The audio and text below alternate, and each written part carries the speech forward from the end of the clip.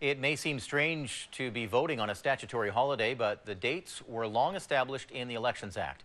And much like the rest of the country, here on Vancouver Island, lineups at the advance polls were long and steady. And as A News reporter Mary Beth Burton shows us, one party is riding a thin green line, encouraging people to vote while not breaking the law. Do you have ID? Yes, I do. A steady crowd arrives at the advance polling station on Blanshard Street in Victoria. The first two men to cast ballots are both voting NDP. I feel NDP is going to swipe BC.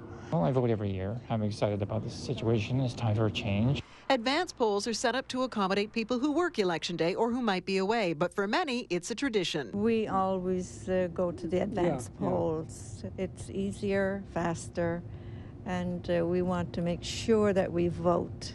Some worried Good Friday, a statutory holiday, would not be good for voting, but there was no wiggle room on the date. The Canada Elections Act stipulates when the advance polls should be held, and they have to be held on the 10th day, the 9th day, and the 7th day before Election Day. Elections Canada reminds voters you need to prove who you are and where you live, a driver's license or 2 other pieces of ID.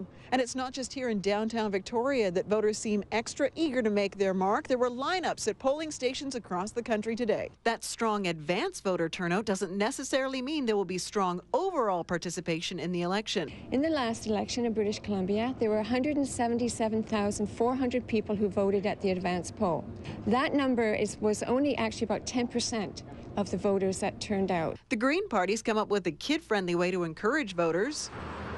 Green chalk will mark the way to many advance polls. Young Greens hope their street art won't contravene Elections Canada rules that bar parties from advertising within 75 meters of a polling station. We don't use any political messaging. We just simply say, go vote. Congratulations, you made it to the polling station. Vote now. Tell your friends. Just basic nonpartisan things. The Greens say 680 kilometers in 8 Canadian cities will be marked in green chalk. This is what's hip, this is what's happening. Probably the word hip is probably not hip anymore, so it's going to date me badly.